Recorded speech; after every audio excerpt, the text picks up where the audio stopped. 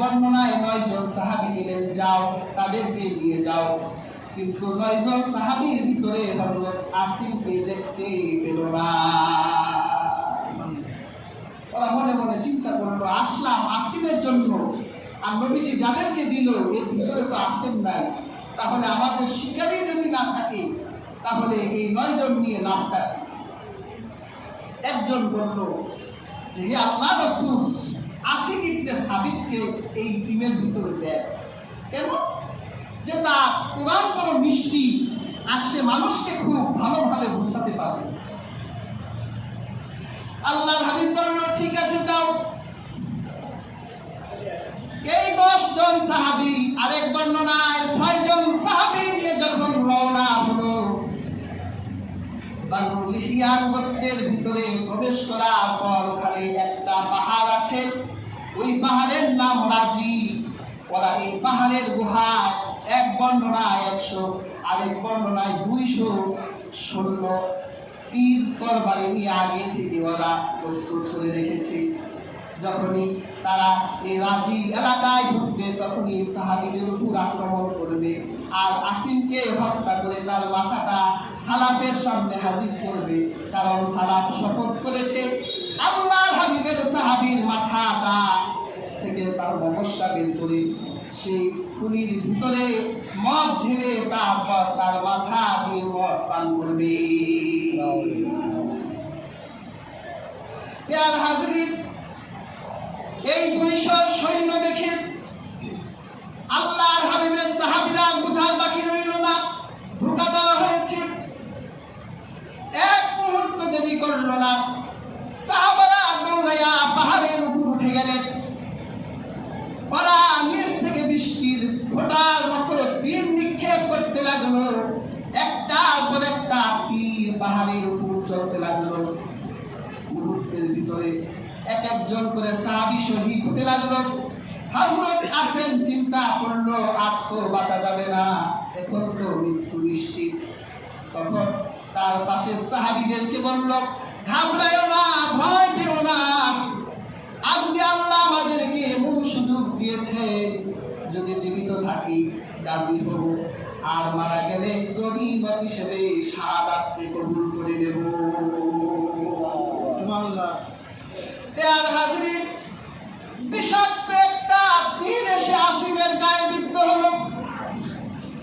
রক্তাক্ত দেহটা নিয়ে আসিম পাহাড়ের উপর শুয়ে পড়লেন, মুহূর্তের ভিতরে শহীদ হয়ে গেলেন। এখন শিকার নেবার পালা। ওরা কনফার্ম হয়ে গেল যে আসিম শহীদ হয়ে গেছে, তাকে মেরে ফেলা হয়েছে। এখন তার দেহটা সালাফের সামনে হাজির করতে পারলে 100 উট। যখন ওরা পাহাড়ের উপর উঠবে, হাজরিন, শাহাদাতের আগে হযরত আসিম আকাশে হাত তুলে আল্লাহর কাছে দোয়া করেছিলেন, হে আল্লাহ, আমাদের মনে হয় শহীদ হয়ে যাব, মৃত্যু সংবাদটা, শাহাদাতের সংবাদটা রাসূলুল্লাহর দরবারে পৌঁছাই দিবেন। আর আমি শুনেছি সালাফ নামের কোন এক কাফের আমার মাথার খুলির ভিতরে শরাব ঢুকাইয়া সেই শরাব পান করবে। আল্লাহ ওইরকম কুত্তার হাতের খাবার আমাকে বানায়ো না। আমার দেহটা হেফাজতের দায়িত্ব আপনার হাতে দিয়ে গেলাম। হাজরিন, শহীদ হয়ে গেল। তার দেহটা নেবার জন্য কাফিরেরা যখন পাহাড়ের উপর উঠছিল, হঠাৎ করে দেখতে পেল পাহাড়ি এলাকা থেকে মৌমাছিগুলো ঝাঁকে ঝাঁকে পাহাড়ের উপর জমাবদ্ধ হয়ে যাচ্ছে। এসে সেই লাশটার পাশে এসে জমাবদ্ধ হয়ে গেল, লাশটাকে ঘিরে ফেলল। ওরা যখন লাশের কাছে গেল, গিয়ে দেখলো মৌমাছিরা সেই লাশটাকে বেষ্টন করে ফেলেছে।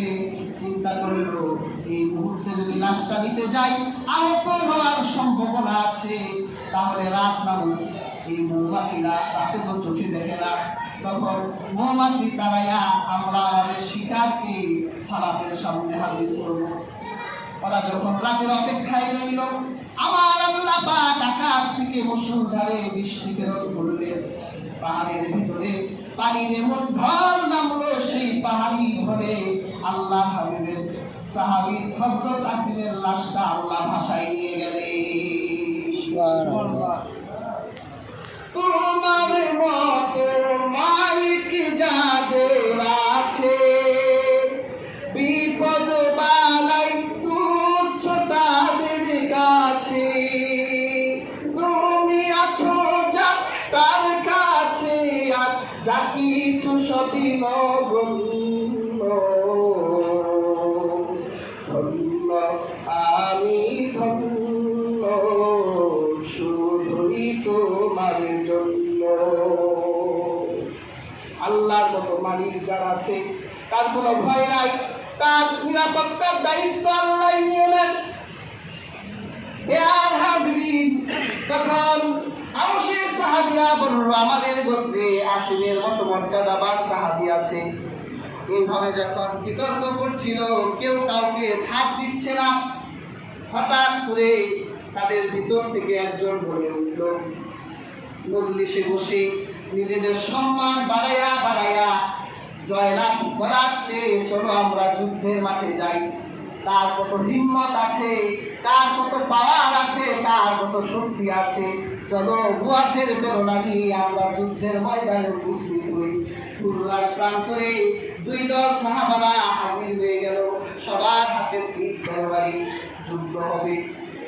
দুই পক্ষই রাসূলুল্লাহ সাহাবী, একদল আউসের সাহাবী, আরেক দল খাজরাজের সাহাবী। দুপক্ষ তীর তরবারি নিয়ে কুরআন প্রান্তরে যুদ্ধের দামামা বাজাই দিল। আজকে রক্ত দিয়ে কুরআন প্রান্তর তাজা করব। তারা বীর গাথা গাইতে লাগলো। ইহুদিরা তো খুব খুশি, আল্লাহর হাবিবের প্রধান দুই দল সাহাবীর মধ্যে ঝগড়া বাঁধাই দিতে পারলাম। এটাই তো ইহুদিদের কাজ। মুসলিমদের সাথে মুসলিমদের অনৈক্য তৈরি করাই হলো ইহুদিদের কাজ। এই কাজে তারা সফল হয়ে গেল। আল্লাহর হাবিবের কাছে যখন খবর পৌঁছে গেল যে হে আল্লাহর হাবিব, আপনারা আউসার খাজরাজের সাহাবীরা তারা মজলিসে তারা বাক যুদ্ধ করেছে, কাদের চেয়ে কাদের সম্মান বেশি। যখন একদল আরেক দলকে পরাজিত করতে পারছিল না, তখন তারা শপথ করেছে হুজরাত প্রান্তরে এখন রক্তের খেলায় মেতে উঠবে। আল্লাহর হাবিব দেরি করলেন না, অতি দ্রুত সেই হুজরাত প্রান্তরে গিয়ে দাঁড়ালেন।